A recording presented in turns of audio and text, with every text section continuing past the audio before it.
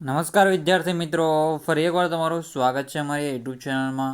તો મિત્રો, આજે આપણે વિડીયોમાં ગુજરાત સેકન્ડરી અને high secondary education board Gandhinagar દ્વારા જે આપણું મેથેમેટિક્સ એટલે કે ગણિતનું મિત્રો પેપર લેવાનું છે, વિષય આપણો છે મિત્રો ગણિતનું, ધોરણ 9નું ગણિતનું પેપર લેવાનું છે. તારીખ છે આપણી કેટલી રહેશે? 22/8/2024 રહેશે. એના માટેનું પેપર લઈને આપણે આવી ચૂક્યા છીએ. અંત સુધી તમારે પૂરેપૂરું પેપર જોવાનું રહેશે. આઈએમપી પેપર છે મિત્રો, પૂછાઈ ગયેલું પેપર છે, તો સાહિત્ય તમારે પૂરેપૂરું પેપર જોવાનું છે. અને પીડીએફ માટે, જે તમારો ઓરિજિનલ પેપરની પીડીએફ માટે Telegram channel one education Gujarat join કરી લેવાની રહેશે. અને જેમ બને એમ જલ્દી તેમાં 500 સબસ્ક્રાઈબર તમે કરાવી દેશો તો હું સર્વ વહેલા પેપર મૂકી દઈશ. તો આપણે હવે આગળ વધી જઈએ. વિવિધ ભૌમિતિક આકારોમાં સમાનતા અને ભિન્નતાની ઓળખ કરે છે. તો વિભાગ એ છે, નીચે આપેલ ક, ખ, ગમાંથી કોઈ પણ 3 પસંદ કરો, દરેકનો 1 ગુણ. નીચેના વિધાનો ખરા છે કે ખોટા તે જણાવો. તેમાં પહેલું છે, શ્રીયંત્રએ અંદરો અંદર ગૂંથાયેલા 9 સમદ્વિબાજુ ત્રિકોણોનું સંયોજન છે. તો એ સાચું છે, બિલકુલ વિધાન સાચું છે. પછી છે બીજા નંબરનો ક્વેશ્ચન, પાયથાગોરસ એ થેલ્સનો અતિ પ્રસિદ્ધ શિષ્ય હતો. તો આ પણ બિલકુલ વિધાન સાચું છે. ત્રીજા નંબરનો ક્વેશ્ચન છે, એક બિંદુમાંથી પસાર થતી માત્ર એક રેખા દોરી શકાય છે. તો આ ખોટું વિધાન છે, કેમ કે જો એક બિંદુ હોય છે, રેડી, હવે આમાંથી આવી રીતે એક રેખા દોરી શકાય, ગમે આપણે, પછી છે આમ દોરી શકાય, આમ દોરી શકાય, આવી રીતે અનંત દોરી શકે. કેવું અનંત, એક બિંદુમાંથી અનંત રેખાઓ પસાર થઈ શકે છે એક બિંદુમાંથી, તે એવી રીતે કરી નાખવાનું રહેશે. આગળના ક્વેશ્ચન જોઈ લે. હવે ચોથા નંબરનો ક્વેશ્ચન છે, બે ભિન્ન બિંદુઓમાંથી પસાર થતી અસંખ્ય રેખાઓ હોય છે. તો બે ભિન્ન બિંદુઓમાંથી પસાર થતી અસંખ્ય રેખાઓ, તો આ વિધાન ખોટું છે. પછી છે પાંચમા નંબરનો ક્વેશ્ચન, પૃષ્ઠની સીમાઓ વક્ર હોય છે. તો પૃષ્ઠની સીમાઓ વક્ર હોય છે, તો આ વિધાન પણ ખોટું છે. કેવું છે? આ વિધાન પણ ખોટું છે. પછી ખ છે, નીચેનું વિધાન સાચું બને તે રીતે ખાલી જગ્યાઓ પૂરો. તો નીચેનું વિધાન સાચું બને તે રીતે ખાલી જગ્યા પૂરવાની છે. તેમાં પહેલું છે, બિંદુ ખાલી જગ્યા પરિમાણ હોય છે. તો બિંદુને ખાલી જગ્યા પરિમાણ હોય છે, તો બિંદુને 0 પરિમાણ હોય છે. પછી બીજા નંબરનો ક્વેશ્ચન છે, બધા જ કાટખૂણા એકબીજાને કેવા હોય છે? બધા જ કાટખૂણા એકબીજાને સમાન હોય છે. તો આન્સર રહેશે સમાન હોય છે. પછી છે, સિંધુ ખીણ સંસ્કૃતિમાં બાંધકામમાં ઉપયોગમાં લેવાતી ઈંટોની લંબાઈ, પહોળાઈ અને જાડાઈનો ગુણોત્તર શું હતો? તો એનો જાડાઈનો ગુણોત્તર અહીં આપેલો છે, જો 4:2:1 હતો. 4:2:1. અહીં લંબાઈ હતી 4. આવી રીતે આપણે ઈંટ હોય છે, આપણે 3D ઈંટ બનાવી દઈએ, તો આવી રીતે ઈંટ હોય છે, રેડી. પછી આ લંબાઈની 4 હોય, પહોળાઈ છે, પહોળાઈ એટલે કે આપણે જોઈએ તો પહોળાઈ કઈ છે, આવી રીતે પહોળાઈ છે એ થશે 2, અને એને જાડાઈ એટલે કે આ જાડાઈ એ થશે મિત્રો 1. તો એ નોર્મલિટી આપણે કહી શકાય. પછી છે આગળના ક્વેશ્ચન, ચોથા નંબરનો ક્વેશ્ચન છે, સૌથી પહેલાં જ્ઞાત સાબિતી યુક્લિડ ગણિતશાસ્ત્રીએ આપી હતી. પાંચમા નંબરનો ક્વેશ્ચન છે, થેલ્સે ખાલી જગ્યા દેશના વતની હતા. તો થેલ્સે ગ્રીક દેશના વતની હતા. ક્યાંના? ગ્રીક દેશના વતની હતા.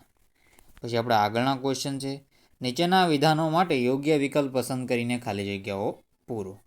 તો પહેલું છે, જયની ઉંમર જયની અને કરણની ઉંમર સમાન છે.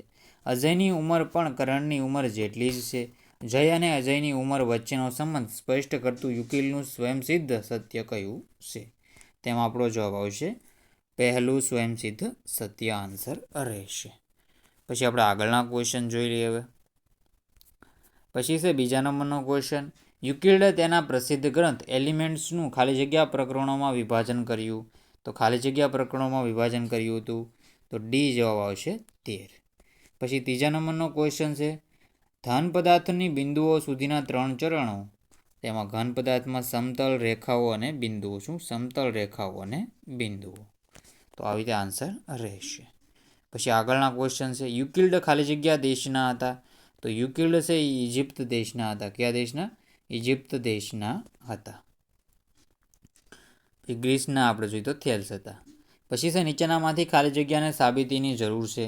તો પ્રમેયને સાબિતીની જરૂર પડે છે. કે પ્રમેયને સાબિતીની જરૂર પડે છે. અને મિત્રો આપણી આ યુટ્યુબ ચેનલને પણ તમારે સબસ્ક્રાઈબ કરી લેવાની રહેશે. તો યુટ્યુબ ચેનલ સબસ્ક્રાઈબ કરી રાખશો તો તમને ઓરિજિનલ પેપરનું સોલ્યુશન તરત મળી જશે. વિભાગ બી છે. નીચેનામાંથી કોઈ પણ 3 પ્રશ્નો પસંદ કરીને વિભાગ બી તૈયાર કરવો. વ્યાખ્યાત પદો અને અવ્યાખ્યાત પદોના 2 ઉદાહરણ આપો. યુકિલની કોઈ પણ 2 પૂર્વ ધારણાઓ લખો. આપેલ પદાર્થોની વ્યાખ્યાઓ લખો. એમાં પહેલું છે રેખાખંડ અને સમાંતર રેખાઓ. તો ક્વેશ્ચનો તમારે જાતે જ તૈયાર કરવાના રહેશે. યુકિલના કોઈ પણ 2 સ્વયંસિદ્ધ સત્યો જણાવો. પછી છે 5મા નંબરનું સમીકરણ a-3 બરાબર 7નો ઉકેલ મેળવો અને કહો કે આ ઉકેલ મેળવવા કયા સ્વયંસિદ્ધ સત્યનો ઉપયોગ થયો છે. પછી 6 નંબરનું છે યુકિલની પૂર્વધારણા 1 લખો અને તેને સમજાવો. યુકિલની પૂર્વધારણા 5 ઉદાહરણ સાથે લખો. સાબિત કરો કે 2 ભિન્ન રેખાઓમાં એકથી વધુ સામાન્ય બિંદુ ન હોઈ શકે. પછી છે સ્વયંસિદ્ધત્વ અને પૂર્વધારણા વચ્ચે શું તફાવત છે. યુકિલની પૂર્વધારણા 2 લખો અને તેને સમજાવો. તો સાહિત્ય જોઈ લેવું. આ પણ બધા ક્વેશ્ચન છે મિત્રો, સાહિત્ય જોઈ લો.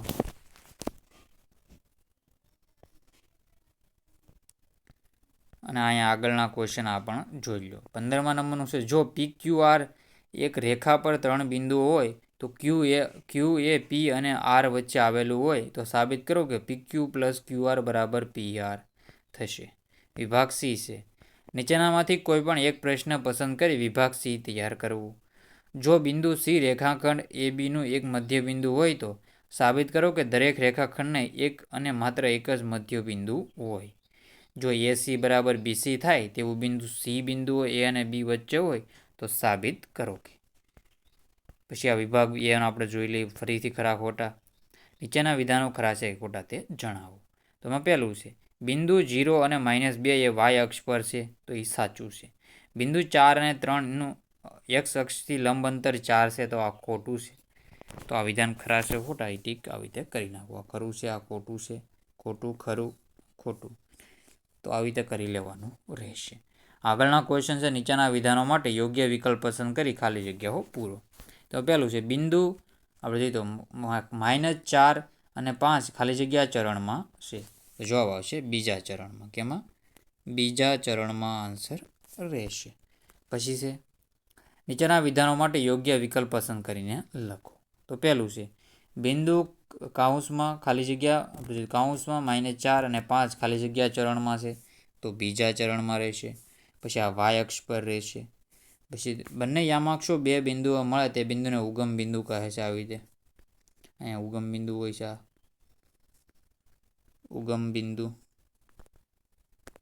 પછી આગળના ક્વેશ્ચન છે એ જોઈ લઈએ હવે. તો આપણે સાહિત્ય મિત્રોનો આન્સર જોઈ લેવો. તો બાકીના ક્વેશ્ચનો મિત્રો તમે આ સાહિત્યના જવાબ જોઈ લો.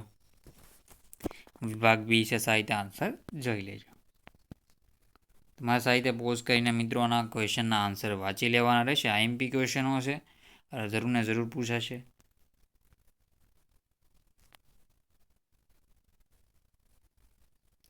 તો મિત્રો અહીંયા આપણે ધોરણ 9ના પેપર સોલ્યુશન હવે એન્ડ કરીએ છીએ. સાહિત્ય પૂરેપૂરું પેપર જોજો.